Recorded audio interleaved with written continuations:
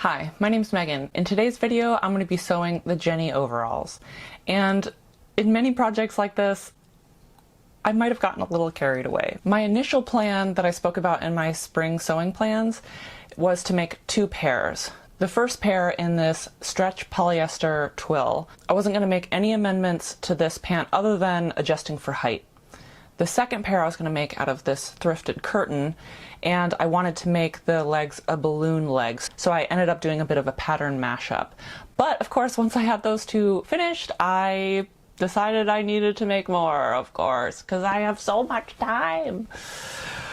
I have these pants that I made many years ago, and I would say that they're self-drafted, which might be a generous statement. I think I kind of just cut into some material and went for it, and I really liked them, but I never reached for them. The fit is just a little bit off, and at that time in my life I really favored this specific leg style that I was constantly making, and it just feels a little off these days. The excess of material, because the pants are so billowy, really weighs down the center and ends up draping kind of strange. So the plan with this blue cloud material that I bought at Joann's, I'm going to seam rip these pants and make them into the Jenny pants. And not to be left out, my legs demanded shorts. So I thrifted these curtains not that long ago. I have 2 large ones and 2 small ones. I used the 2 small ones to make up a pair of the Jenny overall shorts. To start this video off, I'm going to do a sew with me step by step. I do my best to make all of the different variations. I don't quite hit all of them, but with all the pairs that I've made, I hit quite a few of them. After that, similar to the Dawn jeans video, I'm going to talk about each item that I made, the sizing, the alterations that I made, and anything else that I learned along the way. I have finally hit monetization status, so I should be able to make chapters, and hopefully you should be able to navigate to wherever that you want in this video. If not, I will leave timestamps in the description below. And without further ado, let's get sewing. After I had traced out my pattern, adding 3 inches to the leg, 1/2 inch to the rise of the pant, and 1/2 inch to the rise of the bibs, I cut the material out.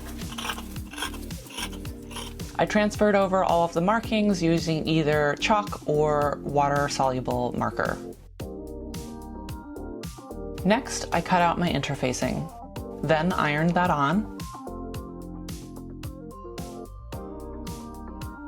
Then, taking the main bib material, I placed right sides together, pinned and sewed at a 5/8 inch seam allowance. Most of the seam allowances are 5/8 inch, so if I don't mention a seam allowance, it's most likely 5/8 inches. But of course, reference your pattern. After this, I decided to serge the seam. Now you'll iron this seam over to the wearer's left.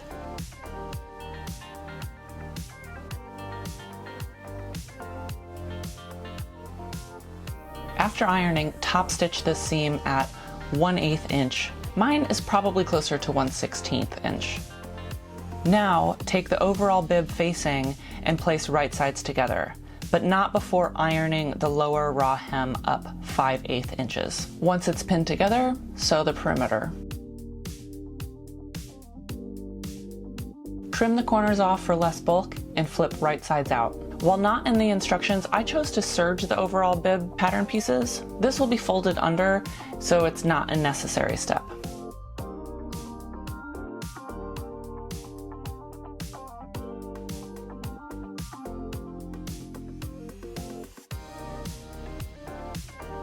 In the next steps, I do slightly out of sequence. First, I flip the facing right side out, making sure to push the corners all the way out.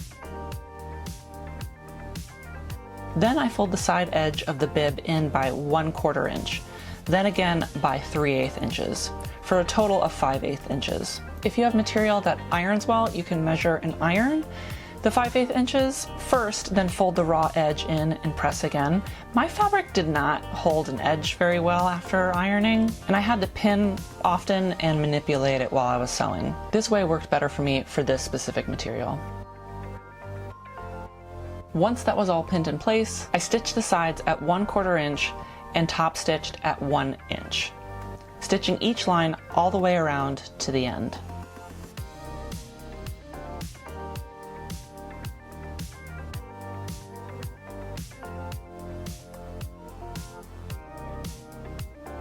Now it's time to sew the bib pockets.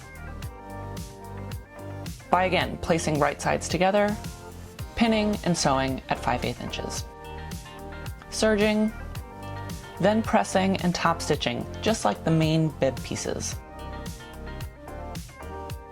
Now fold, press and pin these edges in by 1/4 inch, then 3/8 inches for a total of 5/8 inches. Now stitch at 1/4 inch seam allowance.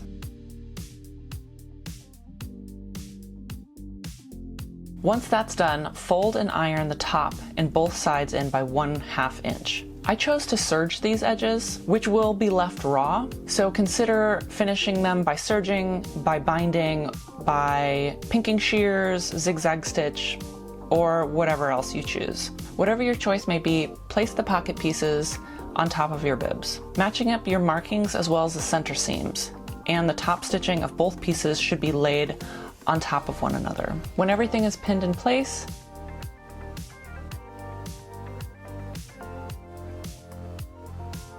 sew the top, the sides, and the center seam to create 2 individual pockets.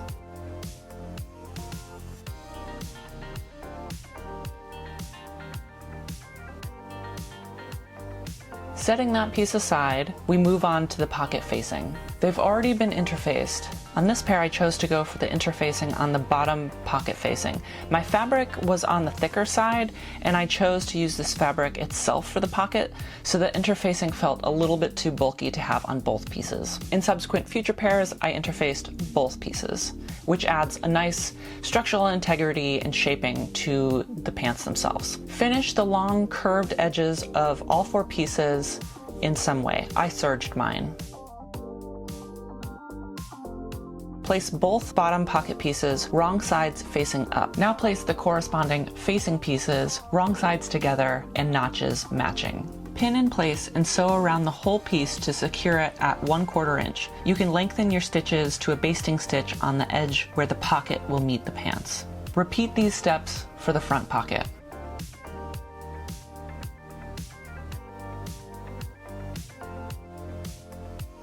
Now place pocket pieces together, wrong sides facing each other. Pin and sew around this curve. I forgot to show this, but you should also finish this edge. With your pant front facing right sides up, place the corresponding front pocket piece along this curve. The right side of the facing will be facing the right sides of the pants. Pin and sew.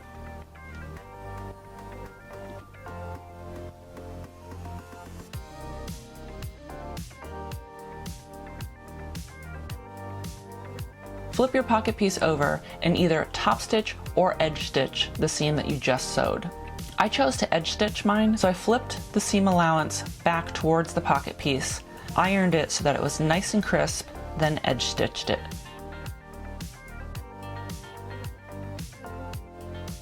Now, with the wrong side of the pant up, maneuver the pocket in place. It should lay nice and flat and the notches should line up. Pin, then iron the pocket flat, then baste these lines where the pocket connects to the front pant. Now let's move on to the back pant leg. Fold so that right sides are facing each other and pin the dart, going through both the front and the back. This way you know if you're lined up correctly and you can make any adjustments before sewing.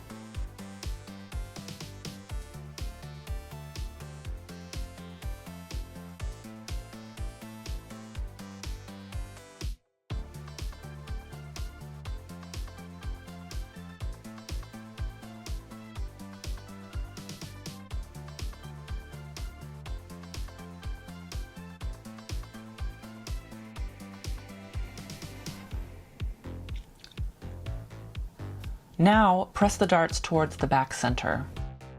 Set those aside and now we prep the back pockets. Folding and pressing the top raw edge of the pocket in by 1/4 inch, the wrong sides should be facing up. Then flip the top back to the notch so that the right sides are facing. Pin in place.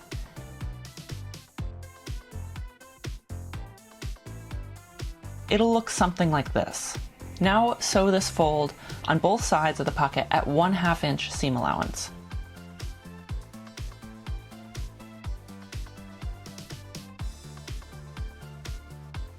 Flip the top so that the right sides are facing out. Make sure to press the pocket corners out.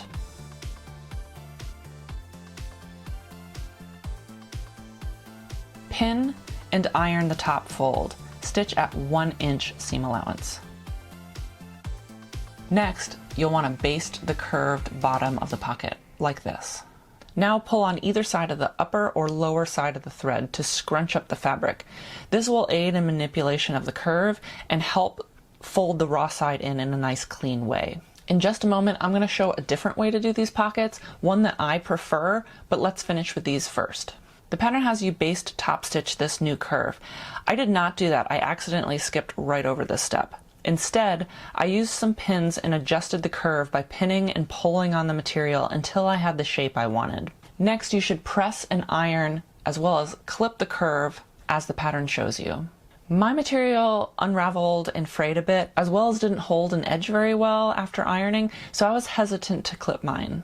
Instead, I skipped this step.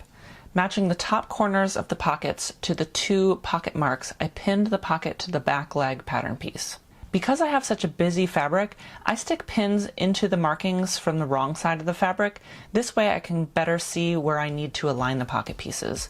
Once I have them pinned in place, I can remove these pins.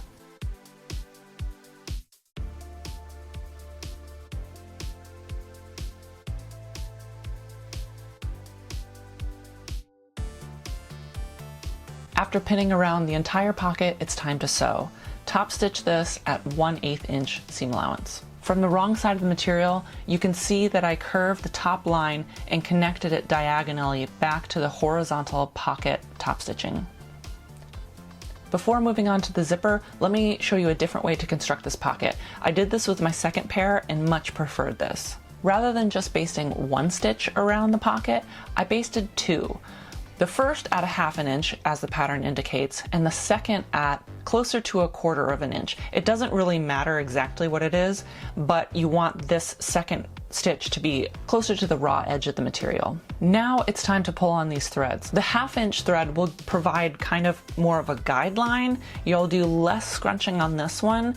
This will be your edge for the pocket, whereas the second line, you're going to be scrunching this more so.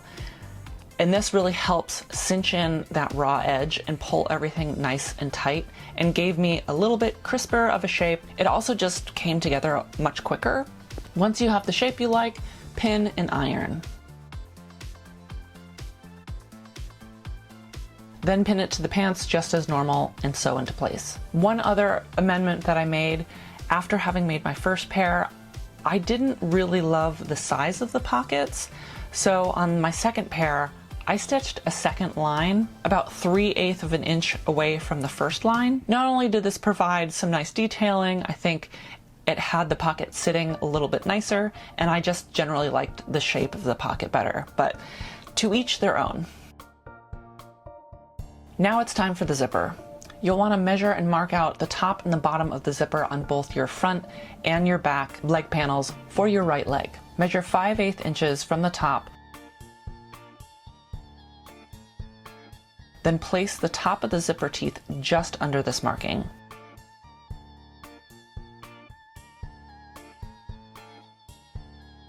Now mark the bottom of where the teeth finish. The pattern has you using a 7-inch zipper, but I'm using what I have on hand, and that's a 9-inch zipper, which works just fine for me. Granted, I am also significantly taller, so perhaps the proportions are a little bit off if you were shorter and you used a longer zipper. I don't really know. The 9-inch zipper worked out perfectly for me. The pattern also has a 2-zipper construction for those with a narrow waist and wide hips, which is fantastic, but definitely not what I will be needing. Now place your right back leg onto the front and pin the entire side of the leg.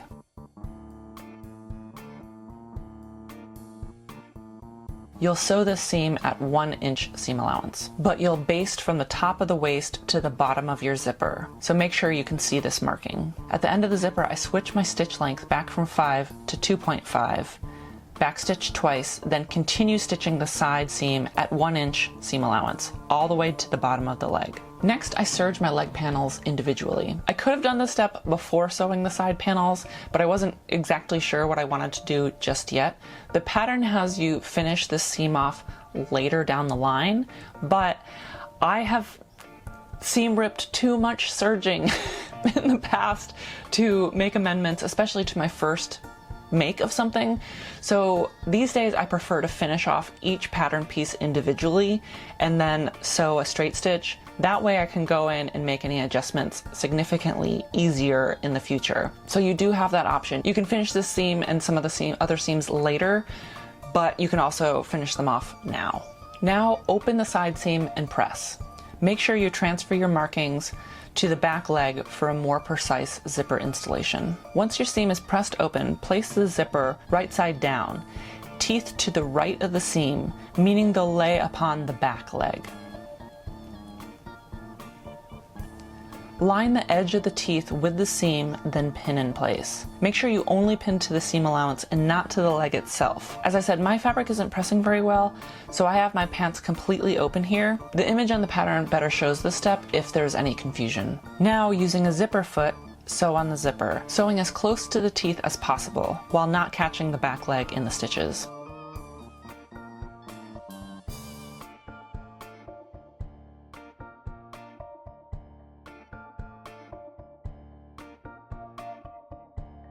Next, you'll top stitch the zipper to the seam allowance.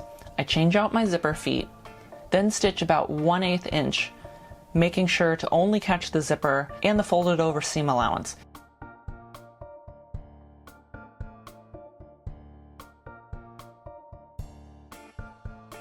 It'll look something like this.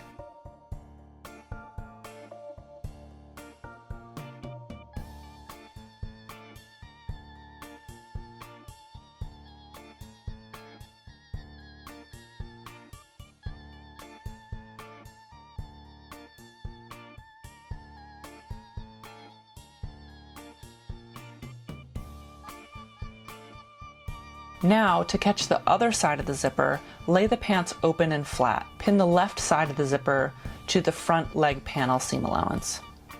Then sew. Make sure not to catch the leg panel in your stitches. Side note, in future pants I found that I could skip this step. It's not necessarily worth skipping, especially if you're maybe new to zipper installations. Definitely don't skip this. But once you top stitch your zipper, it catches everything, so just an FYI, if you so choose to, you can potentially skip this step. With the zipper sewn into the seam allowance, flip the pants open to the right side up.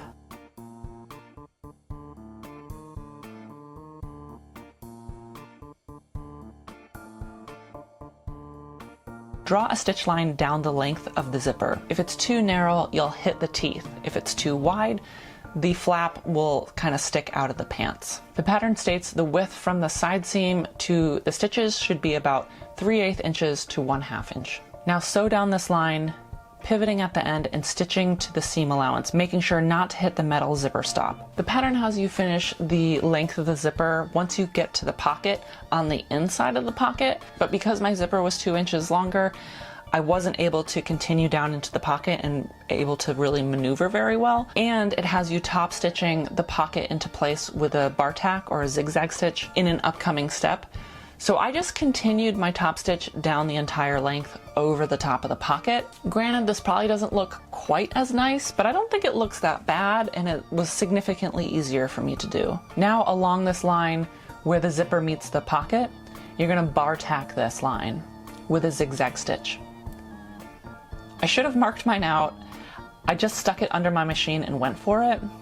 When I do this, I always misjudge the length and make it too long, which isn't a huge deal, but maybe mark yours out. Now to sew in the fly shield. To prep, fold right sides together and sew the bottom at 5/8 inch seam allowance. Trim the seam and corner, then flip right sides out and press. The pattern then has you sew this right onto the pant I chose to serge mine first, only to discover that I failed to take into account the 2 inches additional zipper length, so I had to recut and redo this step. No big deal. Now that I have my new piece, I pinned and sewed it just to the seam allowance.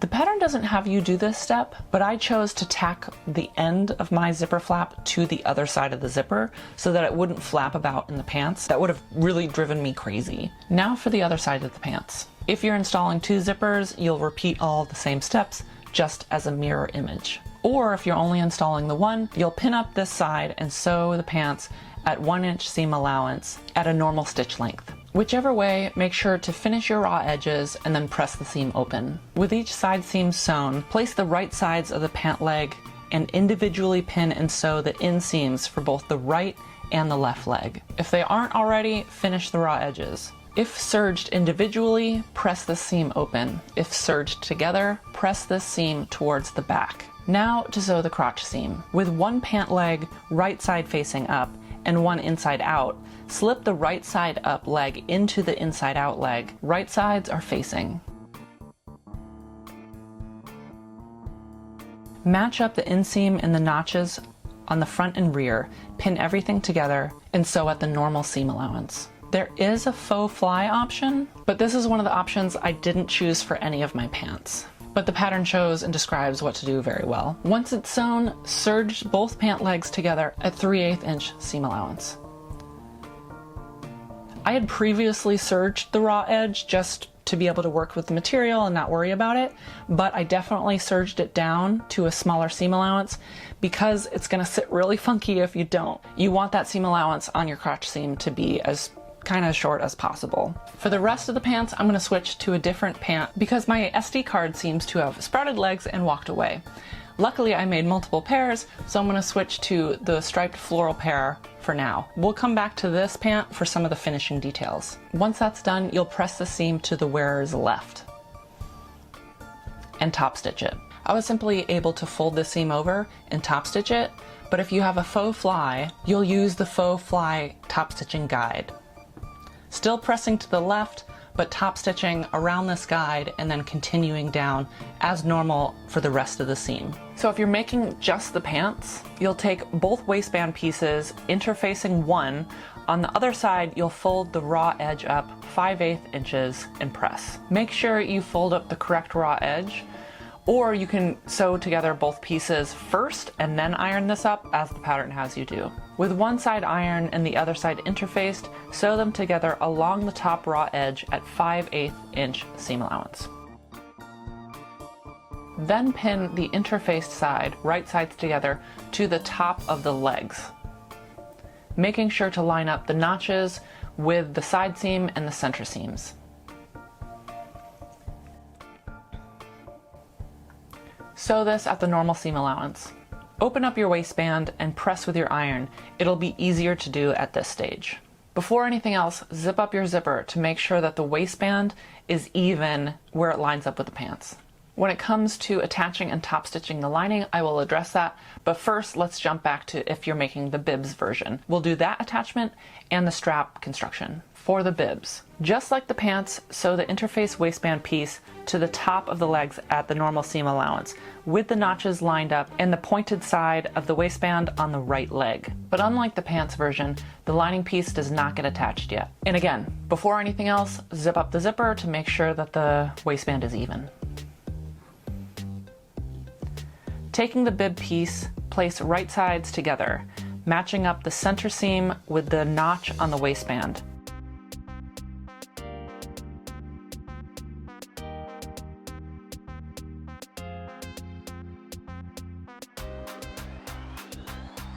Sew at the normal seam allowance.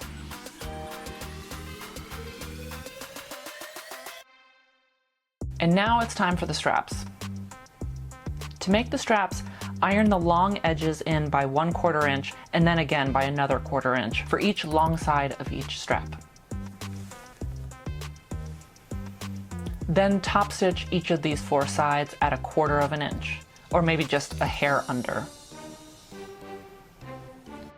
When finished, your strap should be 1.5 inches wide. The pattern recommends adding a lining if you're using a lighter weight material. I'm using a curtain, so I'm not only using just the main curtain material, but also using the lining for the entire construction of the pants, as well as the straps here. This will make the overall garment slightly thicker and a little bit more sturdy. Once the straps are made, attach them to the waistband just above the darts. The pattern tells you to center them over the darts, but keep in mind that the center points of both of the straps and the waistband should meet up 5/8 inches below the top raw edge of the waistband. To easily find this, measure 5/8 inches down on the waistband and mark with a pin directly over the dart. Then fold the strap in half. Line up the center strap fold with this mark and the 2 raw edges up on the waistband. This will easily help you center your strap. Pin in place and sew at the normal seam allowance.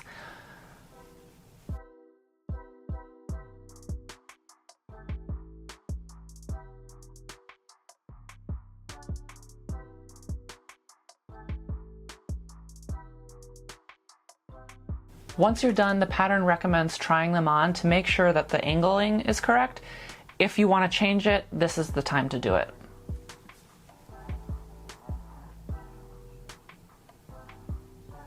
Now it's time for the lining. With the 5/8 inch pressed up, pin in place, right sides together, stopping and starting where the pants meet the waistband, which means pinning the pointed end together.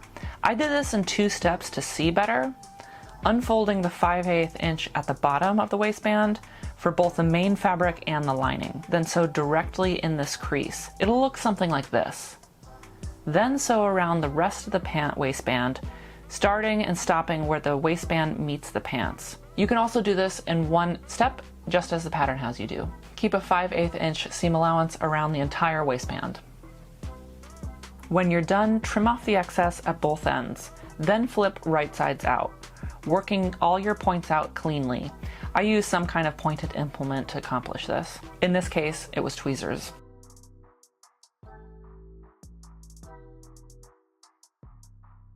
Now I can pin the waistband lining to the overalls and top stitch in place.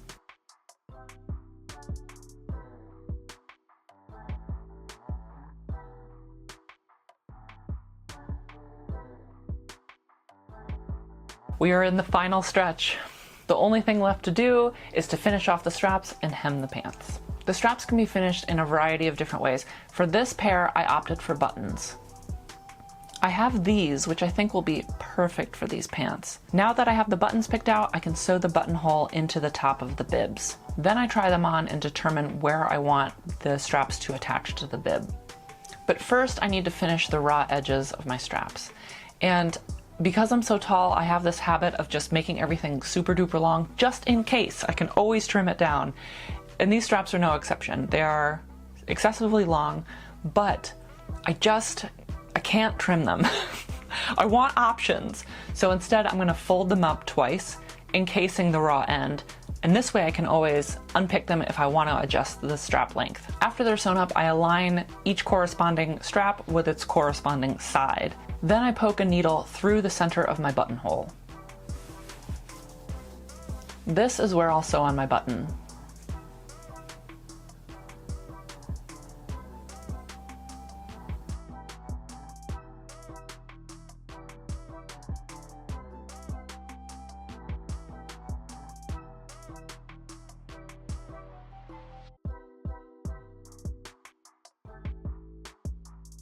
I do the exact same thing for the waistband, sew on my buttons, and I'm done. That is, unless you decide to do adjustable length straps like I do on the multicolor pair. I take my 2 metal strap pieces and thread the strap through like this.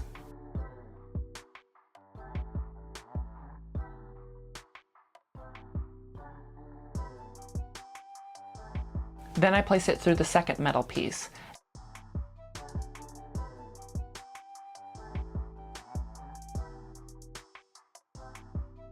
Now I need to go back and rethread the raw edge through this first piece, but this time it's going to be underneath.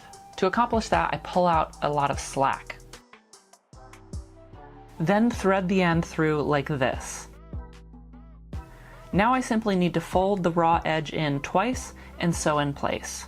There's really no need to be super precise. They're adjustable, so don't stress too much.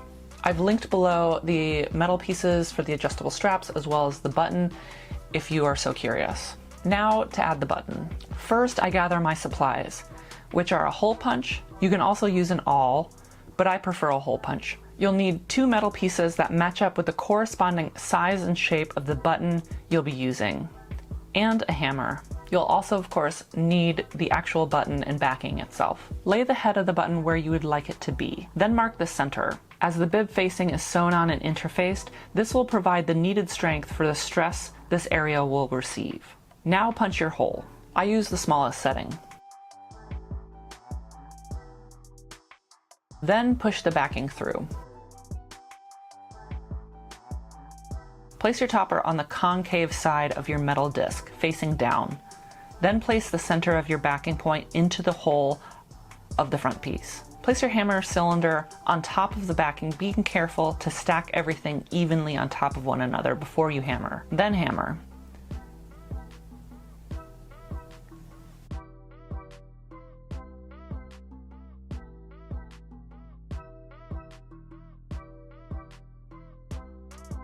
And now you're finally done. Well, except for the hem.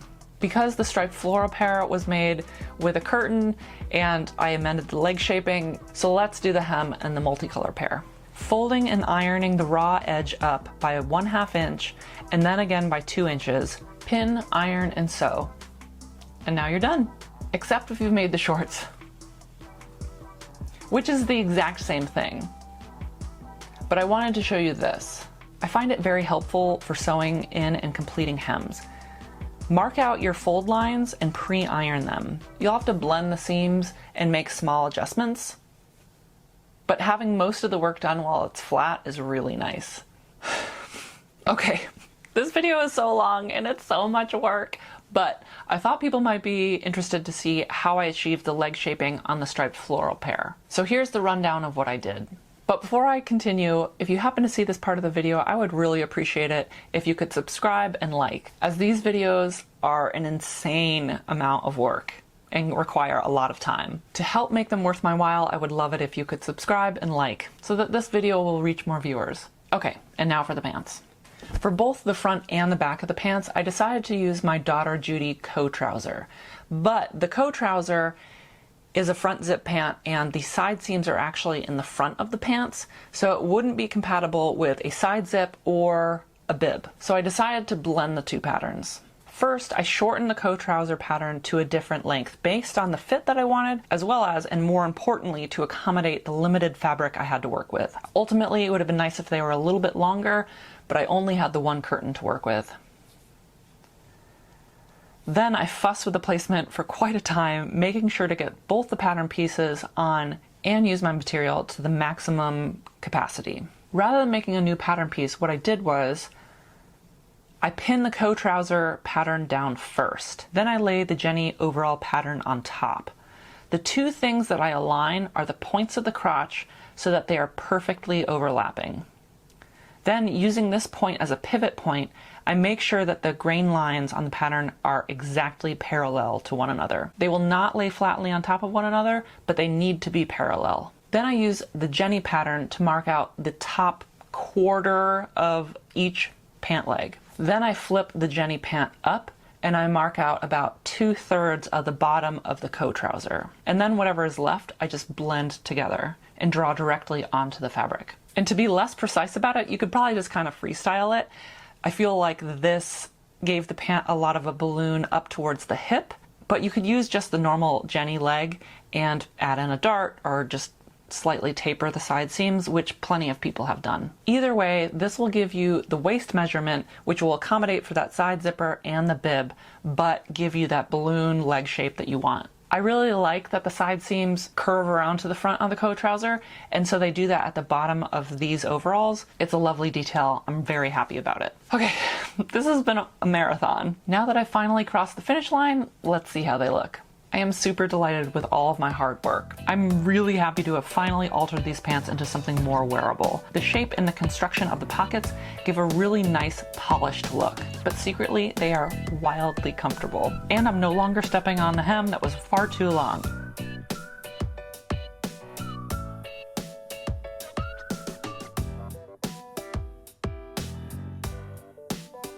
I also decided to keep the invisible zipper on the side for more of a seamless look and a button closure at the top. I decided to add 3 buttons for fit adjustability. I think it adds a little something, and of course they accommodate a potential upset tummy.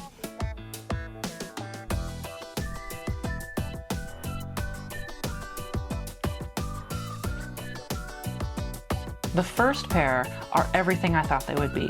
The only thing that could possibly make them better is a bit more attention to the pattern placement. I did take that into account, as not each side of the pant is a mirror image, but I wish I had shifted the more colorful pattern towards the bottom up closer towards the top. That way they would be more of a colorful blast with a bit of geometric design instead of the other way around. But I'm getting better with my pattern placement, but I still have a ways to go before I find myself truly considering all different aspects. The floral striped curtain pair are dreamy. This curtain is one of the materials I kept drooling over for the past year.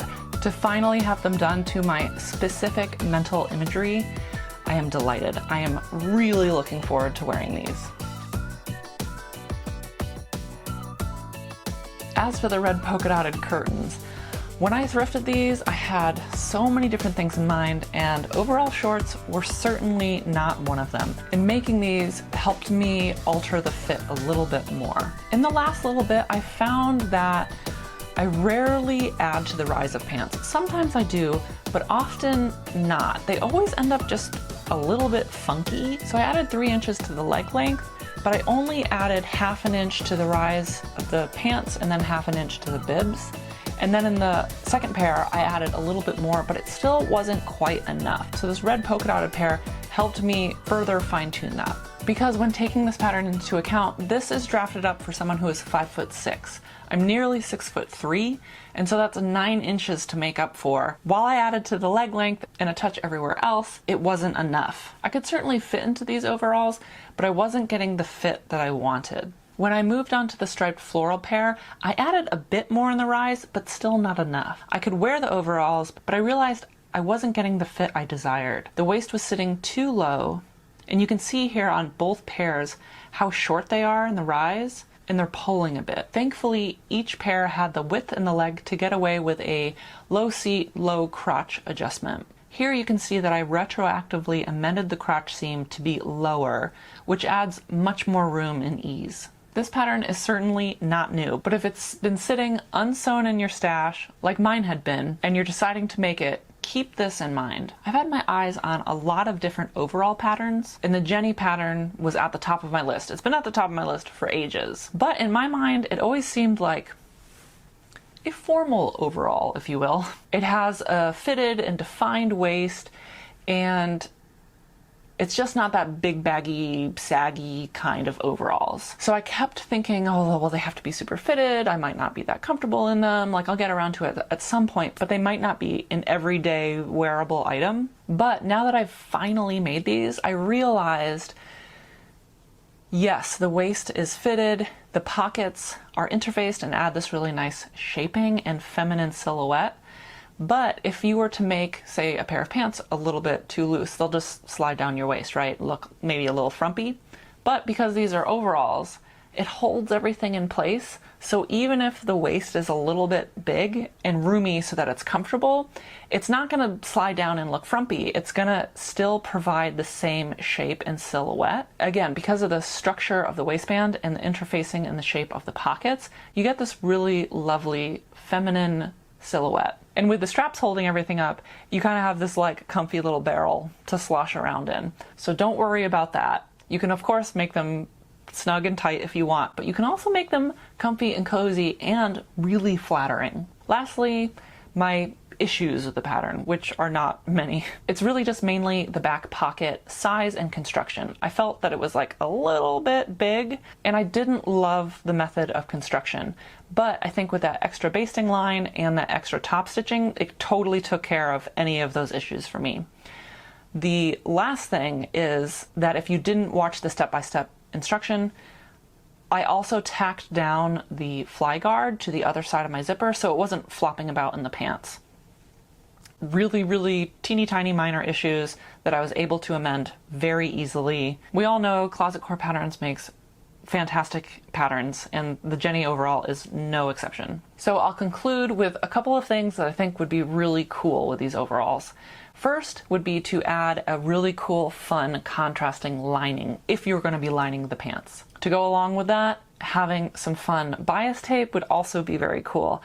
I overdid it, as I usually do, and so I didn't take time to add in these details, but having seen what other people have made, they're so cute, and just all those extra details make everything so much more special.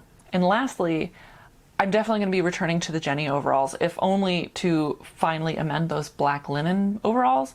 But something else I think would be really cool and fun is to make the double zipper version, but amend it for buttons instead of a zipper, which would give you this really cool, fun, vintage inspired look. Okay, if you've made it this long, I would so love it if you would subscribe and like. About 65% of my viewers are not subscribed, and these videos are a tremendous amount of work. And so if you subscribe and you like, this video will reach more people and make doing all of this much more doable for me. So, have you made the Jenny overalls yet? What'd you think? Okay, I'm gonna go crawl into a hole for the next week and recover. I'll see you in the next one. Bye!